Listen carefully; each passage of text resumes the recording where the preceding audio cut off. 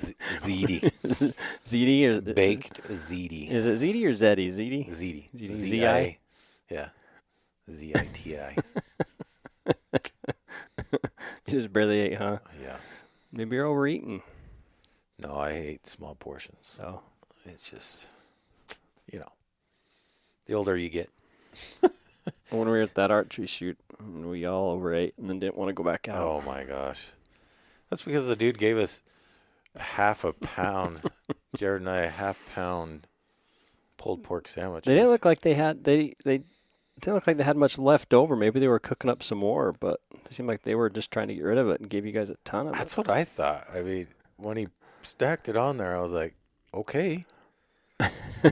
You can stop now. I mean, literally, it was probably, about 3 inches high of pork? I mean, Yeah. it was huge. There was a lot, and it was good. It looked like you had to put a lot of barbecue sauce on it to keep it juicy, Yes. moist. Yeah. No, it was perfect. That company did a great job cooking the food, and I didn't have to eat all my snacks in my bag to suffice me. My chicken, my canned chicken and Canned mayo chicken wrap just slapped inside of a tortilla. They were actually pretty good.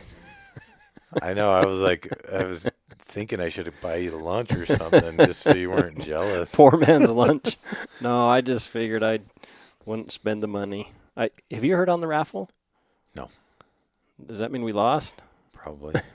I swear. I mean, I had 2 in the one raffle and 10 in the other. I thought my odds would be pretty good. Maybe not. They must have had a lot of people put in some serious money. Well, that's true, and I guess they had Friday night and Sunday, so Yeah. I thought for sure to hear something. So for those of you that don't know what we're hinting to, Lance and I shot at the Cash Archers. Oh, what do they call it there? Hardware Ranch Hardware Classic. Ranch Classic. Yeah. They've been doing it for 20 years. And it's, for those of you that don't know where the Hardware Ranch is, it's up above Cache Valley in Logan area. And the Hardware Ranch is, in the wintertime, a bunch of elk come winter there. And they feed them and do sleigh rides and all sorts of other stuff so that you could see the elk that come down out of the mountains. And they were still there for a good portion of them. We found them up on the flats. Yeah. And, the Hardware Ranch is just one of many wildlife management areas. They call them WMAs here in Utah, and I don't know, maybe other states have them as well. But the states basically, or the wildlife agencies basically established those for protection of wildlife during the winter, so the elk, the deer can come there in winter, and hopefully survival rates will be better. Give them places to eat, and they're just all over the state. I don't know how many there are. It looks like there's about 100 of them if you go look on the WMA map. But Hardware Ranch is one of them, and it's probably big. It's big, and I don't know. It's probably the most popular one, or the most well known, at least when it comes to elk, because that's where the elk seem to go. A lot of the elk seem to go in the wintertime. They do sleigh rides and all other good stuff, so it's pretty cool. I don't know how many head of elk we saw, probably 400 or 500 that were still. Yeah, I went inside to talk to the guy that was running the thing, and I said, hey, you guys really got to have some spotting scopes and some binoculars all set up for maybe like Vortex or, whoever, and let people try them out, and then they can look at the elk. And he's like, well, what elk? And I'm like, right up on that hill. I says, all those little mounds up there. I said, they're there. Those are hundreds of elk. And so he busted out his spotting scope. His and personal we were checking spotting scope. Yeah. And, they were all over the mountain. You're the first one to spot them. You were up there looking up there with your binoculars, and there they were. Yeah, we were waiting at one of the stations to shoot, and I was like, well, I'm just going to start looking around and see if I can see something, because I kind of figured, there's still quite a bit of snow up high, so my theory was they wouldn't be out of the valley quite yet. And then I just started looking, and boom, all of a sudden I was like, oh, yeah, there they are. I figured they would be gone by now, but I don't have anything really to base that off of, other than I've been up to another one of the WMAs, another real popular one that the elk hang out at, and they seem to be moving off of that winter range and into the summer range. So I just kind of figured they'd probably moved off, but Nope, still hanging out there, and I don't know why not. I mean, there's plenty of grass, plenty of food. Yeah. No one's bothering them. It's super green up Yeah. there. I mean, they have plenty to eat. Yeah, And water down in the valley. So the big bulls, they've moved off. They're up high somewhere. We were basically seeing cows and calves and spikes, but nonetheless, it's still really cool to be able to go up there and do an archery shoot and have hundreds of elk hanging out. yeah, and I don't know how many people probably didn't notice that they were there. No, I don't know if anyone did. I mean, I think everybody was so focused on doing these shoots that I don't know. We just had some time to kill. And Yeah, they literally do. They just looked like a bunch of boulders way up there, up brown high. boulders. Yeah. You couldn't tell. It's crazy how these archery shoots are getting so popular. You've been going over the last couple of years quite a bit. You've tried to get me to go more often, and I've been somewhat reluctant. But I went to this one with you, and this one was awesome because it was only $20. Now I imagine it's part of their 20th year anniversary. Yeah. It was $20, but still, I imagine it's fairly reasonable all the time. As long as you're not shooting for money, it's generally $25 to $30. Yeah, and you think about how popular it is with how many they're coming up. I mean, it seems like there's one every week or every other week now. Yeah. There's the Parley's one That's coming up this weekend.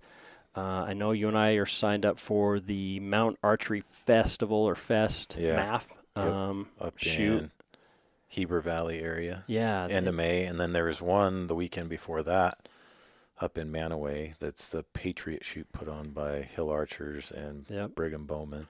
I know there was one down in Provo. I think they called it the Icebreakers. Yep. Timp Archers. Timp Archers. Of course, there's the Total Archery Challenge coming up in July. They're just becoming extremely popular, and the MAF and the TAC, they're a little bit more expensive. They're in that $70 range. Some of these others are only like $20 to $30. Me personally, they're just every bit as good in my mind. Yeah. At least all the ones I've been to with you, they've got the 3D targets, elk, bison, you name it, squirrels, a stupid bat. Stupid bat swinging from a rope. In this last one, I think it was the second shot. Second or third shot. They had this bat. Now, of course, it was like a big bat, and it was hanging from a rope in a tree. When you hit it, of course, it would swing, and then you get two shots. So you'd have to wait for it to settle, and then you'd shoot again. So that bat was kind of.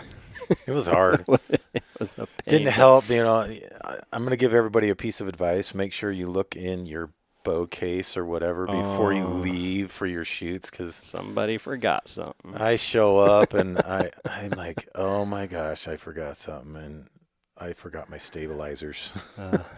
And it made a huge difference. It was kind of interesting though. I mean, made me realize that I can shoot 20 to 40 yards pretty darn good without stabilizers, but past 40 my yardage was off by at least 2 yards.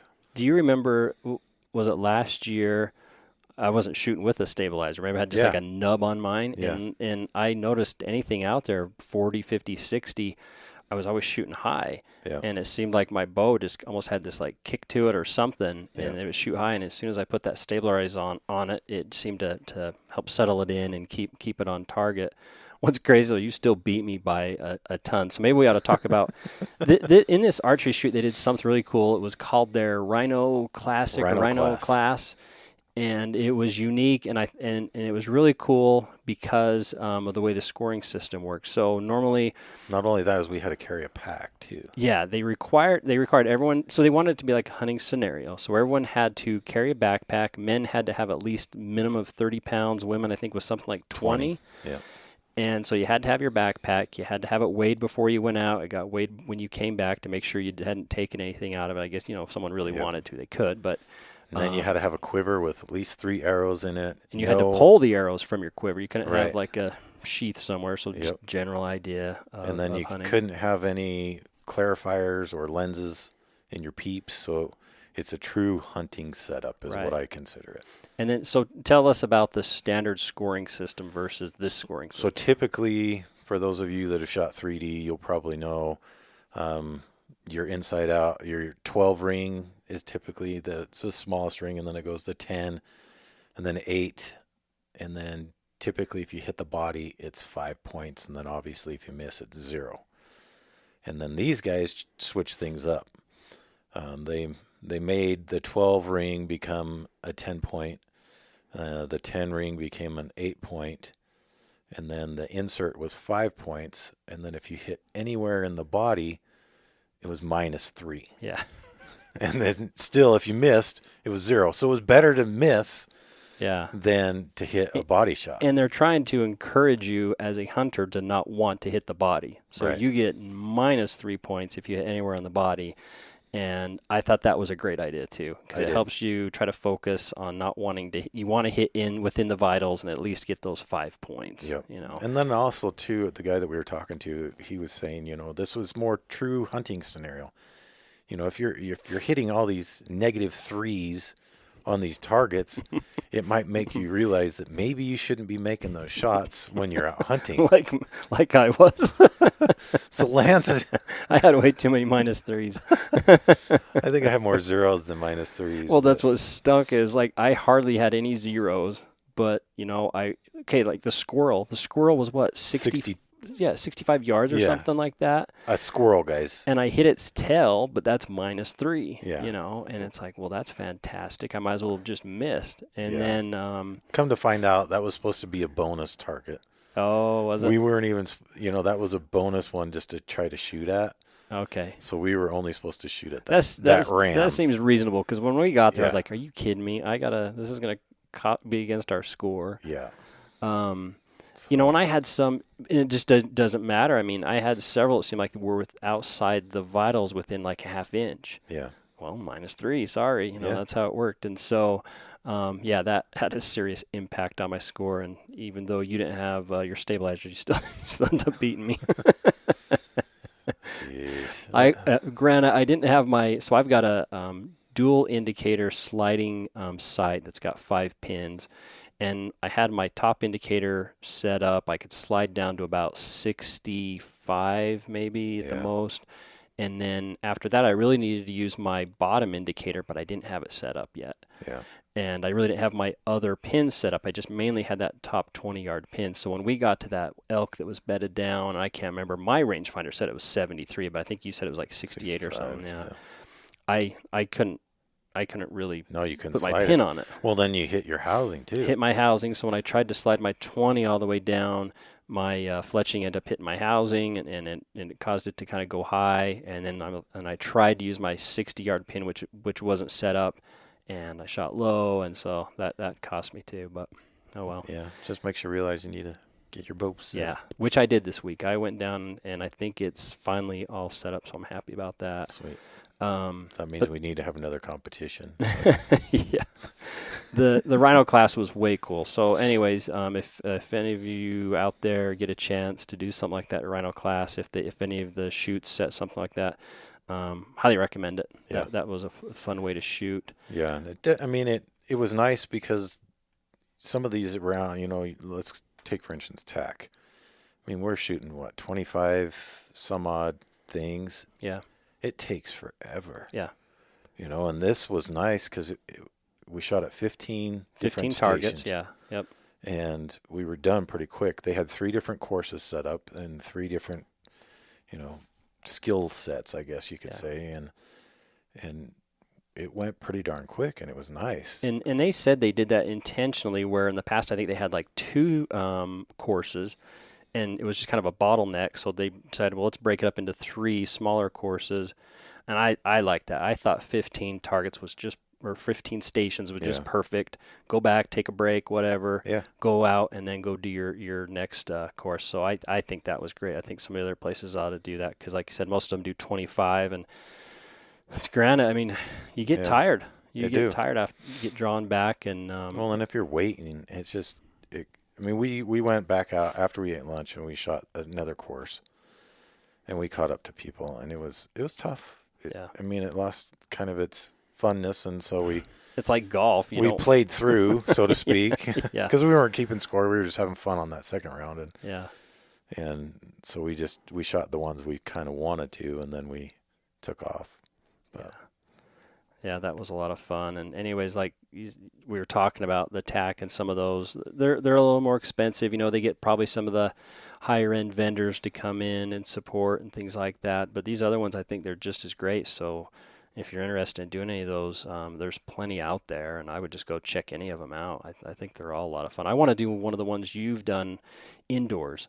Yeah. You know, they have like the berm set Yep. up and everything. Yeah, it's way fun. That looks like a fun setup. And I like this last one too because the ranges for the targets were anywhere from 20 to 65-ish range, where some of the ones we've done in the past, like the tack, I mean, you know, you're like 80, 85 yards, and it's not for most people, it's not a realistic shot. Yeah, and especially if you show up and you don't have a sliding pin and your furthest one's 60-yard pin, yep, you're toast. You're toast. You can or stack I guess you can, pins, but it's or walk up close and shoot or something like that. But anyways, they're just getting super popular. I don't know what's driving it. I think archery in general has become really popular, and I don't know what that is. Maybe it's Katniss Everdeen from Hunger Games. I don't know. Yeah. But I think a lot of it is it's getting harder and harder to draw a rifle tag. Yeah. And so I think there's a lot of people just starting to move towards archery because of that,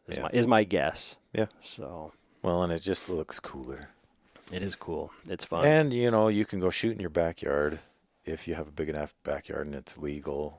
True. You know, you can't go in your backyard and just start firing off rifle shots, no, you know. And most people, 95% of the people in the world probably can't do that. But even me, I've got a bag set up in my backyard, but I've decided I probably need to stop shooting in my backyard because I'm just afraid one of these times an arrow, you know, might go errant and go through a fence or something. So I've got it set up down on the farm out to 90 to 100 yards. We can go down and shoot, and that works out great. Yeah, so we just encourage you guys to get out and find your local 3D shoot. And usually they're just fun too. It ain't like it's competitive. No. They have some that are competitive, but most of them are just people out just having fun, and you're all lucky. I didn't lose any arrows this time. That was the win for me. But normally you lose some arrows, and at $15-20 a pop, that kind of hurts. But I forgot after the first far distance at the Lion, where I realized I was hitting high, and I was like, oh, I need to adjust my pin by 2 yards, and then I should be good. Oh, yeah, I forgot to do that on the next far one, so I glanced right off the back of this sheep, and bye-bye, arrow. That's funny because I told you, I'm not used to having a slider, and I bet you this happens just about everyone who ever first starts using a slider is you go out to some yardage, you slide it, and then you go to the next yardage and you forget to slide. And I did that down on the farm. I was at 80 yards just trying to see if the slide was, you know, if I had it on right. And I shot. And then I wandered up to 20 yards and forgot to set it. And the arrow launches way over the bag. And I was like, what the heck? What did I do? It took me, I couldn't find that arrow. And I went back down yesterday and finally found it. Nice. There it was. It was kind of buried down in the grass. Yeah, and I had to remind you a couple times up on that shoot, and you're like, I know. Yeah. It is so hard for me just to remember. I think you get focused on something, and it's just going to have to be one of those things. You just got to remind yourself every time. Yeah. You know. And that's, I think, a key scenario with, like, hunting, too. I mean, you got to just stay focused on your pins. Yeah. And know, here I am. It's at 20, 30, 40, 50, whatever, And the hardest part from a hunting scenario, you're in the heat of the moment. Your mind goes kind of blank. Yeah. So hopefully it becomes kind of muscle memory, those things. Because I think for a lot of us now with these new peep sights, and they don't have that tube that holds them straight, they twist. Yeah. It's almost now having to become part of your habit to have to do your little twist in your peep sight for some of us. Yeah. And just little things like that, making sure that you've got your indicator set where it needs to be, whatever it may be, because you're going to have to rely on that muscle memory when it comes time when that animal walks out in front of you. Yeah. Or you might have some problems. Yeah, and then you'll have a -3. You'll have more than, definitely a -3. Oh, shoot. Big -3. No, those shoots are just fun. I mean, you see a lot of the people, at least I do, at the same shoots, and you start recognizing people, and you're like, oh yeah, you're so and so, you're you're a pretty darn good shot. You see who they are, and yeah, if you want to shoot for money, you can. And some of those shoots are pretty expensive. I mean, you're talking $60 to $75. Yeah. Hopefully you get a shirt out of those. No, No. just for the money rounds, because you're trying to win money. Mm. And so Oh, that's okay. Those your are money entrance rounds. fee Oh, okay. for the money rounds. But if you're just shooting for fun, it's $25-$30 ish, Okay. somewhere in that range, and then there's really no pressure on you. But you can watch the other guys that are putting the pressure on themselves and trying to compete for money. I saw Kyle Douglas up at a shoot up in Heber City. That's fair. And right. I was like, well, good luck all the rest of you in here. Yeah. But he was prepping for a shoot, and he wanted to have, a competition type style. And that's what he was using as his practice for that day. And so why not? Speaking of which, he just won another shoot. I saw last that. Week, so. And I saw the photo of him. It looked like he had like 3 or 4 checks around him. I don't know. They had to put him, there were so many, they stapled him to a pole so he could hold him so all of his sponsors could be I was shown. trying to see the big check. Was that 10 grand? 10 grand. That's what it looked like. Yeah. Wow. That's impressive. That's really cool. But, in archery, I think is getting popular too because the price of ammunition. Yeah. So I've got a 6.5 PRC that I bought a couple years back, and $75 for 20 rounds. It's just insane. Then you don't want to even go shoot it. You don't want to go shoot it. I want to shoot it, but I can't because it's just too expensive and they're hard to find. And so arrows are, you can reuse them. Yeah, fire an arrow. You might screw up your vanes, so then you put new ones on, Yeah. or you're fletching, or whatever. Muzzleloader is a lot of fun to shoot. I've been enjoying going out and shooting the muzzleloader occasionally. They're fun. A lot more work. You can find that stuff though. That's still I was wondering about that. So there was in Sportsman, just full wall of what I needed. I was like, sweet, I'm in no rush. You might want to stock up just in case. Exactly. Now that people know. Yep. You just because that was the thing with the PRC, right? My 6.5 PRC. I should have stocked up when it was available. Yeah. But who knew? Who knew we'd have this crisis? Yeah. I generally try to keep quite a bit of ammo on hand for every single caliber that I own, just in case. Well, guys and gals who have been hunting or shooting for quite some time know that. They know that the ammunition gets expensive, then it gets cheap, and it just kind of ebbs and flows that way. It gets hard to get, it's easy to get. Depends on who's the president, who's the administration, and there's a war going on or whatever it may be. So those people know to stock up. I've only really been shooting a rifle for 2 years, so I wasn't thinking about it. Sure. Now I know. Now you're like, ooh! Yeah, so next time I see it, I'm going to be stocking up myself. Yeah. So. Yeah, and then you just don't shoot it either. You just sit on it. Yeah. Oh, dang. Something you and I were wanting to talk about too. Maybe we'll back up a little bit. In the state of Utah, if you hadn't heard, they instituted some new regulations, new rules on trail cameras, and that got a lot of stir, a lot of interest by the hunting community here in Utah. And we thought we'd probably kind of touch on that a little bit, not specifically with the trail cameras, but that kind of is what got us talking about it. And my daughter came home the other day, and she's like, hey, I've got to write this report or an essay on, like, changing policy or something I would want to change the way the government operates or whatnot. And I'm like, she's like, do you have anything I can do? And I'm racking my brain. I'm like, I don't know. there's lots of things, but I don't know, really what to say. And then I started thinking about that whole trail camera regulation, and I thought, well, maybe that's something we could look into. Yeah. And so started doing that. I actually started looking at the state code and understanding, okay, who makes the policies, how do people get elected, all that kind of stuff. And the reason that sparked my interest, I'm not saying that I side with one group or another, one side or another when it came to the trail camera regulations. Right.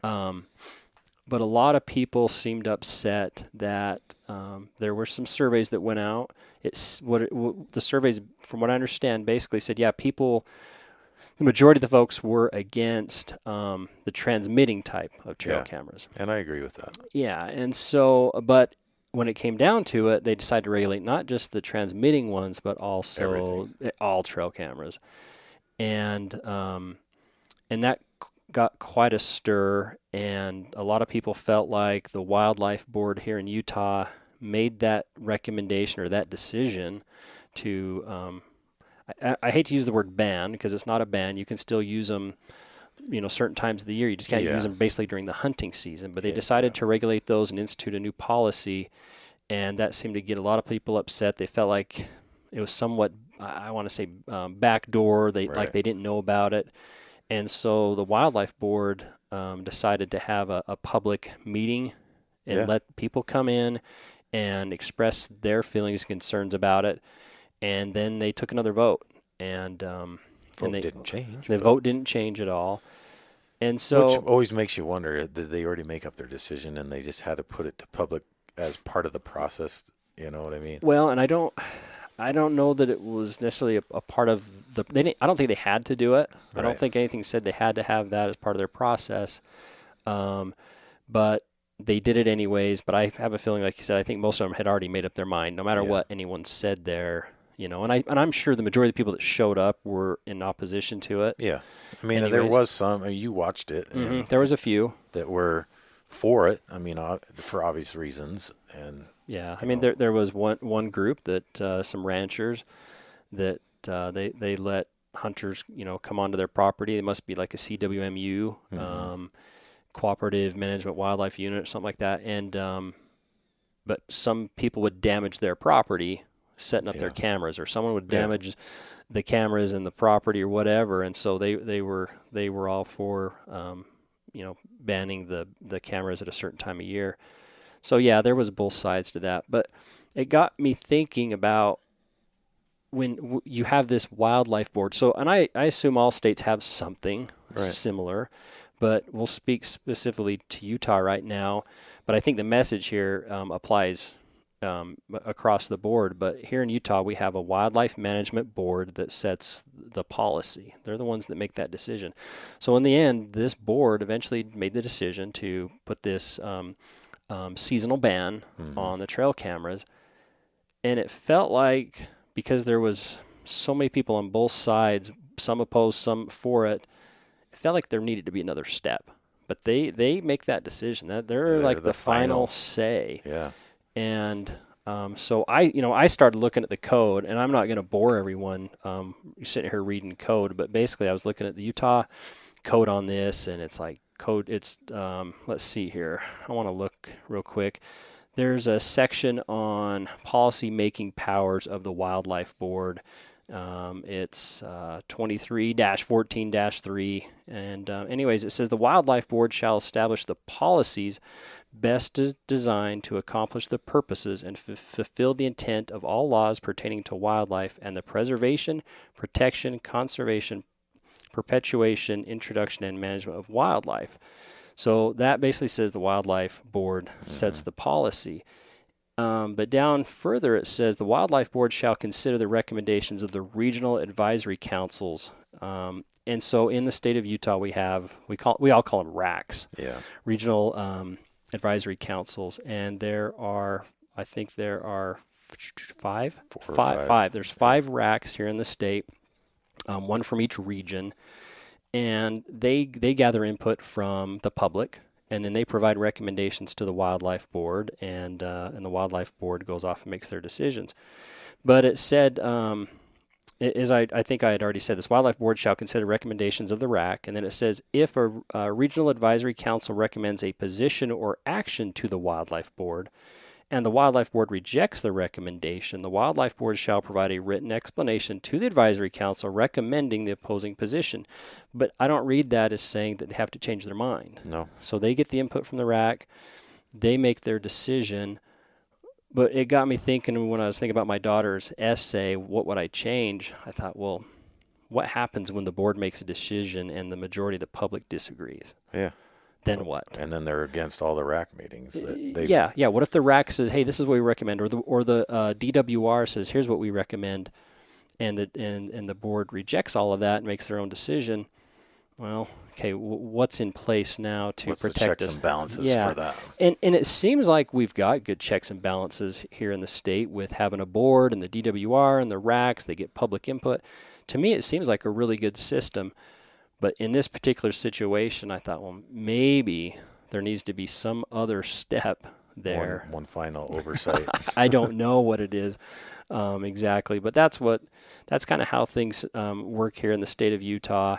And maybe there's another check and balance that can occur there in the event that the Wildlife Board recommends one thing and it seems to be in opposition to everybody else. The majority, yeah. Yeah. So, and I don't know what that would be, but I think the message that I've got for everyone listening is get involved. I think that's what we saw here with this situation. Well, and we got involved when it first came up. Yeah. And we sent in letters and we sent in this, and then it went quiet for a little while. Right. And then all of a sudden it was like, boom. I felt like I was blindsided. I did too. And it's funny because so many people felt the same way you and I did, like we were blindsided, like it just came out of nowhere. Yeah. But the claims were, no, we brought this to the public. But perception, a lot of the times is reality. And that's what it seems to me, that everyone felt blindsided. Yeah. I mean, all of a sudden it was this law, and I was like, wait. We were all thinking, okay, yeah, they're gonna do away with the transmitting ones. Yeah. And then all of a sudden it was like all cameras. I was like, whoa, wait, where'd this come from? Yeah. And anyway, so the message is obviously get involved and understand the laws. It's probably not interesting to most people. I find it kind of interesting to look at these different laws set up in Utah and see how the DWR is established. Seeing how the board's established and the decisions they can make, the RAC, and who appoints them. The governor is involved in making these appointments, and the Senate, and there's other wildlife committees that make decisions. So there's a lot of people involved here, and I would suggest just educating yourself on how your state runs their wildlife management agencies and policies and et cetera. And you just got to stay involved. And I know it's hard. I mean, there's these racks that occur every so often throughout the year. But if you care enough, you got to get involved. If you don't care, so be it. But deal with the consequences. Yeah. Which, by the way, it's funny. I was looking at one of these things in here. It talks about transition or transplants of animals. There's a whole section called transplants of big game, turkeys, wolves, or sensitive species. And as you know, we've been irritated about this transplanting of turkeys, right? Yep.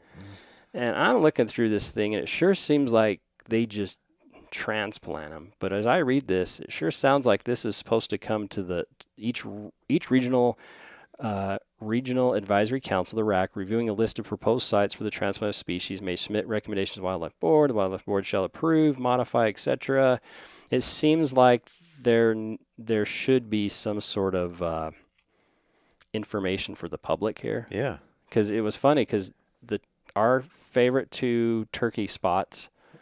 Two different years in a row, no less. Yeah. One was completely gone. Yeah, they go in there and they just moved all the turkeys out. Yeah. Semi-trucks of turkeys. And this is our turkey hunting spot. I get it. Fall turkey hunt. Yeah, and I get it that the turkeys in the winter, they're going down into the private citizens' property and causing problems for some of them. They go down the golf courses, whatever. Yeah. So they transplant them. But, then they transplant them, 200 miles away that we're not going to go hunt. Yeah, and we can't hunt because it's not part of the fall hunt. But yeah, so I'm reading this thinking there, and I didn't read in detail here, but if the RAC's involved and the Wildlife Board and everybody else, it seems like the public got to be made somewhat aware that this is occurring. Maybe you don't have to tell me where they're putting them. Yeah, so you don't have or everybody where they're taking them from. Yeah, just I don't know. It was frustrating because 2 years in a row. Literally, you and I would go up there, and there's turkey tracks everywhere. We'd go up there, we'd hunt in the fall, get our turkey, and then the next year we go up there, and I can't find a single track. Yep. I find one lone hen. And she's screaming. Where's my buddies? Yeah, she's yelping the whole time, and then we talked to one of the locals. They're like, oh yeah, they came in with semi truck loads, and So I called, the wild Division of Wildlife Resources, and they said, "Oh yeah, we came in there and hauled out a whole bunch." Yeah. That's like fantastic. Can There I have my goes the money honey. back on my permit? All three My of them. tag. Yeah, that was frustrating. What do you do? Yeah, I know this stuff. It's hard for people to get away from work and get involved, but like I said, I mean, if you care enough, you got to do it. Yeah. And I don't think Facebook and Instagram is really the right approach. It's too funny because you go on Facebook, and as soon as a policy or decision's made or whatever it may be, man, all the people do on Facebook is just Bash complain and bash, and I don't see it doing any good. No, and it's always after the fact. I mean, that's the Yeah. key. It changes their policy, and so then they get upset that it got changed. Yeah. And then they're going to voice their opinion on it. Yeah. But why not voice your opinion beforehand so that the policy won't change? These Facebook groups, that seems to me like a great way to bring people together, to get maybe people to sign something or point people somewhere to get involved, or maybe you meet somewhere to voice your opinion. Make sure everyone knows about the RAC meetings and get to them. But yeah, just going on there complaining doesn't seem to do a bit of good. Nope, not at all. But it's entertaining to read. Yeah, I'm sure. I'm sure. Crazy. Well, what else, Dave? Anything else? I got to walk through the OK Corral this last week. Yeah, Tombstone, lovely. Arizona. Nice. If you ever, if you're down there, I would say drive a little ways out of the way and go check it out. It's pretty cool. See a piece of history. But if you're going there specifically for that, you must be a super fan, because I was down there for work. I got pretty darn close to that area, so I was like, I'm going to go check it out and pay my $3.50 to see the place where Wyatt Earp and his brothers shot up some individuals in the OK Corral. But it was pretty cool to see this piece of American history, and it is what it is. So, but it's definitely a cool little town. I mean, I'm walking down the streets, and there's still wooden slats on the boardwalk and all these saloons, and of course, your little trinket shops and stuff. But I walked by this one saloon, and the saloon gals hanging out there by the door in her period clothing, like in the real Western shows kind of deal. In her period outfit. I was like, wow, that's a pretty good bar right there, huh? But I did not go in. Lance and I don't drink, if you haven't caught that. But I thought it was interesting. I drink lots of Gatorade. Yeah. Protein drinks. That's your go-to that stuff. jam. Mixins. But no, that was cool. All right. Well, should we wrap this one up? Yep. Sounds like it was a good one. All right. See you later. Bye.